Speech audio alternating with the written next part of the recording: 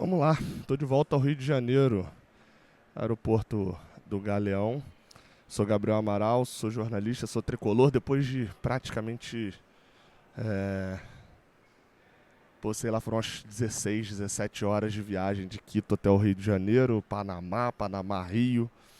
Praticamente sem dormir, sei lá, 20 minutinhos dentro do avião só, mas já estou gravando aqui direto do Galeão porque tem um caminho até Rio Bonito ainda. E chegar em casa, obviamente, atenção para a família, né? Mas deixa o like aí embaixo, se inscreve aqui no canal.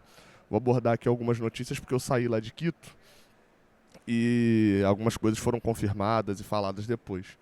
A primeira delas, que eu acho que é para dar até um basta aí nesse assunto, né? A gente fala sobre o VAR, né? Do jogo contra a LDU. Tirar o óculos aqui porque ia acabar escorregando, que o suor tá grande já no Rio. Bem, a Conmebol divulgou o áudio do VAR do lance do impedimento. Porque a Conmebol tem como padrão, e eu tinha esquecido até disso, só divulgar comunicações do VAR quando o VAR muda uma decisão de campo. Então, isso, como o VAR no pênalti chama, mas o árbitro não muda a decisão, o áudio não é divulgado. Eu fico pensando qual é a lógica disso. O que tanto que eles têm a esconder, assim... Cara, é inacreditável, assim, porque... Por que esconde áudio do VAR? Por que não tem a comunicação inteira dos árbitros disponível? Por que eles falam que não podem ser falados assim? Qual que é? Eu lembro que, antigamente, os rádios da Fórmula 1, eles eram escondidos, né? Tipo assim, ia pra transmissão uma coisinha ou outra só. Era muito mais uma questão de tecnologia. Hoje em dia você tem um aplicativo lá da Fórmula 1 que você pode ouvir todos os rádios do piloto ao vivo. Na hora que ele fala no rádio, você ouve. E você acompanha a corrida toda ali só no carro dele e tal. O que os árbitros tanto falam que é escondido e que não divulgam a comunicação deles? Enfim, a Conmebol não divulgou. Divulgou o lance do impedimento, que, enfim, todo mundo já sabia que, conforme eu já vinha falar também, era a questão da linha, e de fato a questão do impedimento no gol, o VAR acertou em chamar e é decisão factual, o árbitro de campo não se mete. Então, enfim, sobre o VAR e jogo de ida, assunto encerrado, ok? Vamos para segundo fator, está definida a arbitragem para o jogo de volta. Um árbitro argentino, uma equipe inteira argentina. Não tenho opinião formada sobre eles, eu vi muito rápido aqui, óbvio, pro pré-jogo e tal, pra semana que vem eu vou pesquisar tudo. Sem esse drama e tal, enfim, por antecipação, por reclamação de arbitragem, a gente não torce pro Vasco. É o Vasco que está fazendo isso no Carioca, né? A gente não torce. Mas é bom ficar de olho, né? Obviamente, porque árbitro argentino pode ser um pouco mais condescendente com a cera. O que mais me preocupa nesse jogo com a LDU, assim, errar todo árbitro erra, roubar todo árbitro está sujeito a roubar. O que mais me preocupa é condução de jogo, pensando em um árbitro normal, a condição de jogo. Porque a LDU vai fazer muita cera. Por sinal, falando em LDU, eu tô aqui no aeroporto, nesse voo meu, vieram pelo menos uns 15 torcedores da LDU. Lá em Quito já tinham alguns também para vir num voo por Lima, que vem para Lima, no Peru, e depois para o Rio. Então, assim, deve ter uma quantidadezinha maior do que tinha de tricolores lá em Quito. Até passei aqui, uns funcionários do aeroporto falaram que o time da LDU já veio para o Brasil também. Não consegui confirmar isso ainda, mas assim, parece até uma situação meio... Que é isso, né? Que é a situação do... Tipo, como é? O time da LDU já veio, mas é porque eles não têm jogo também no final de semana. Então, se estiverem vindo, faz sentido também, mas não confirmei essa informação. Agora, virando a chave, falando de Fla-Flu. São os dois principais assuntos aqui desse vídeo. Falando de Fla-Flu, a gente fala primeiro da lesão do Marcelo. Não teve nenhuma apuração ainda diretamente sobre o assunto. O Diniz falou que a princípio não preocupava e tal, enfim, que não era grave, mas a gente nunca sabe, né? Era uma avaliação preliminar lá no Equador. Foi uma questão no tendão, eu até achei que fosse panturrilha também, na transmissão o Lessa até falou, cara, parece ser panturrilha, mas foi no tendão tendão, deve ser tendão de Aquiles, né, imagino eu. O Marcelo, obviamente, não joga o Fla-Flu, e aí tá todo mundo nessa dúvida, cara.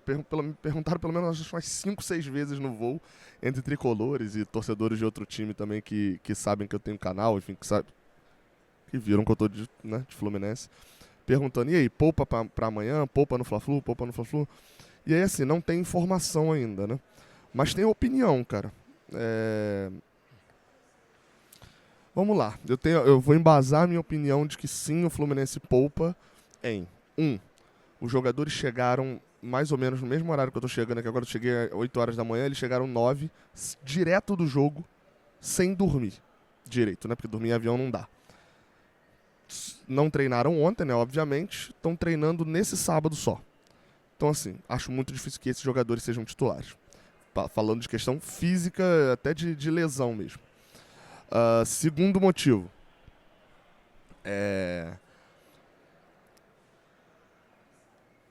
Nas entrevistas lá, pós-jogo, e eu assisti todas elas, absolutamente nenhum jogador falou sobre esse jogo de domingo, exceto o Felipe Melo, falando que era muito perto, domingo 4 horas, que isso era sacanagem, etc, etc.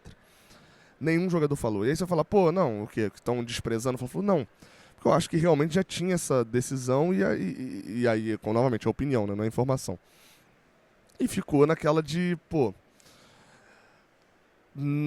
eles não estão vidrados nesse jogo, eles estão vidrados e focados no jogo de volta da LDU. Então, assim, eu apostaria num time reserva do Fluminense e alguns titulares estando no banco. Apostaria nisso. Alguns jogadores podem até jogar, tipo Fábio, mas acho que também pode dar uma chance pro Felipe Alves. Na lateral direita é um mistério, não acredito que o Fluminense vá repetir aquela escalação com 3 zagueiros, por exemplo, e aí na lateral direita, não sei se o Guga teria, né, as duas laterais, na verdade, podem ser problemas nisso, né? Não sei o quanto de disposição e de prontidão física Guga e Diogo Barbosa teriam para ser titulares. Não sendo, a gente tem o Felipe Andrade, que joga ali meio pela lateral direita, e na lateral esquerda, sem Marcelo, sem Diogo Barbosa, sem Cris Silva também, assim, complica um pouco. Na direita ainda tem o Justin também, né? Teria que ser o Rafael Monteiro, foi o jogador que foi escalado pela esquerda algumas vezes com o time da base. Enfim, ou pintar um outro garoto, um desses que estava jogando aí já desde o início do ano. É uma possibilidade, mas acho que o Diogo Barbosa não joga. Na zaga, chutaria no Marlon e Antônio Carlos.